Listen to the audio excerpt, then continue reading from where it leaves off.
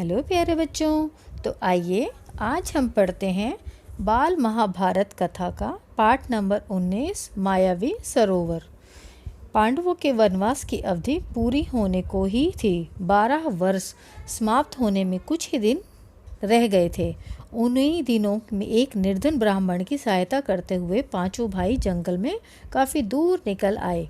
वे थके हुए थे, सो जरा सुस्ताने लगे। युधिष्ठिर नकुल से बोले, भैया जरा उस पेड़ पर चढ़कर देखो तो सही कि कहीं कोई जलाशय या नदी दिखलाई दे रही है। नकुल ने पेड़ पर चढ़कर देखा और उतरकर कहा कि कुछ दूरी पर ऐसे पौधे दिखाई दे रहे हैं जो पानी के नज़दीक ही उगते हैं। आसपास कुछ बगुले भी बैठे हुए हैं।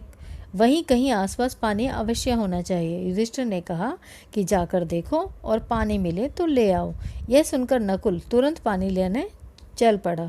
कुछ दूर चलने पर अनुमान के साथ नकुल को एक जलाशय मिला। उसने सोचा कि पहले तो मैं अपनी प्यास बुझा लूं और फिर तरकश में पानी भरकर भाइयों के लिए ले जाऊंगा। यह सोचकर उसने दोनों हाथों की अंजलि में पानी लिया और पीना ही चाहता था कि इतने में आवाज़ आई, माद्री के पुत्र दुस्साहस न करो, यह जलाशय मेरे अधीन है। पहले मेरे प्रश्नों का उत्तर दो, फिर पानी पियो। पर उसे प्यास इतनी तेज लगी थी कि उस वाणी की परवाह न करके उसने अंजलि से पानी पी लिया। पानी पीकर किनारे पर चढ़ते ही उसे कुछ चक्कर सा आया और वह गिर पड़ा। बड़ी देर तक नकुल के न लौटने पर युधिष्ठिर चिंतित हो गए और उन्होंने सहदेव को भेजा। सहदेव जलाशय के नज़दीक पहुंचा तो नकुल को ज़मीन पर पड़ा हुआ देखा, पर उसे भी इतनी प्यास इतनी तेज़ लगी थी कि वह कुछ ज़्यादा सोच न सका। वह पानी पीने को ही था कि पहले जैसे वाणी उसे सुनाई दी। उसने वाणी की चेतावनी पर ध्यान न देते हुए पानी पी लिया और किनारे पर चढ़ते चढ़ते वह अचेत होकर नकुल के पास ही गिर पड़ा। जब सहदेव भी बहुत देर तक नहीं लौटा तो युधिष्ठिर घबराकर अर्जुन से बोले, जाकर देखो तो उनके साथ कोई दुर्घटना तो नहीं हो गई है। अर्जुन बड़ी तेजी से चला। तालाब के किनारे पर दोनों भाइयों को उसने मृत पड़े देखा तो वह चौंक उठा। वह नहीं समझ पाया कि इनकी मृत्यु का क्या कारण है। यह सोचते हुए अर्जुन भी पानी पीने के लिए जलाशय में उतरा कि तभी उसे भी वही वाणी सुनाई दी, अर्जुन मेरे प्रश्नों का उत्तर देने के लिए ही प्यास बुझा सकते हो। यह तालाब मेरा है।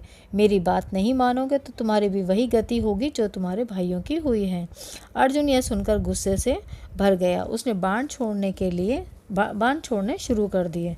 जिधर से आवाज़ सुनाई दी थी उसी ओर निशाना लगाकर वह तीर चलाता रहा, किंतु उन बाणों का कोई असर नहीं हुआ। अपने बाणों को बेकार होते देखकर अर्जुन के क्रोध की सीमा न रही। उसने सोचा पहले अपनी प्यास तो बुझा ही लूं, फिर लड़ लिया जाएगा। यह सोचकर अर्जुन ने जलाशय में उतरकर पानी पी लिया और किनारे आते आते चारों खाने चित्त होकर गिर पड़ा। उधर बाट जोहते जोहते युधिष्ठिर बड़े व्याकुल हो उठे। भीमसेन से चिंतित स्वर में बोले, भैया भीमसेन देखो तो अर्जुन भी नहीं लौटा। ज़रा तुम ही जाकर तलाश करो कि तीनों भाइयों को क्या हो गया है। युधिष्ठिर की आज्ञा मानकर भीमसेन तेजी से जलाशय की ओर बढ़ा। तालाब के किनारे पर देखा कि तीनों भाई मरे से पड़े हुए हैं। सोचा कि यह किसी यक्ष की करतूत मालूम होती है। ज़रा पानी पी लूं, फिर देखता हूँ। यह सोचकर भीमसेन तालाब में उतरना ही चाहता था कि फिर वही आवाज़ आई, मुझे रोकने वाला तू कौन है। कहता हुआ भीमसेन बेधड़क तालाब में उतर गया और पानी भी पी लिया। पानी पीते ही अपने भाइयों की तरह वह भी वहीं ढेर हो गया। उधर युधिष्ठिर अकेले बैठे घबराने लगे और सोचने लगे कि बड़े आश्चर्य की बात है कि कोई भी अब तक नहीं लौटा। आखिर भाइयों को क्या हो गया? क्या कारण है कि अभी तक वे नहीं लौटे? जल की खोज में वे जंगल में इधर उधर भटक तो नहीं गए? मैं ही चलकर देखूं कि क्या बात है। तो बच्चों, ये था पाठ 19 मायावी सरोवर। धन्यवाद।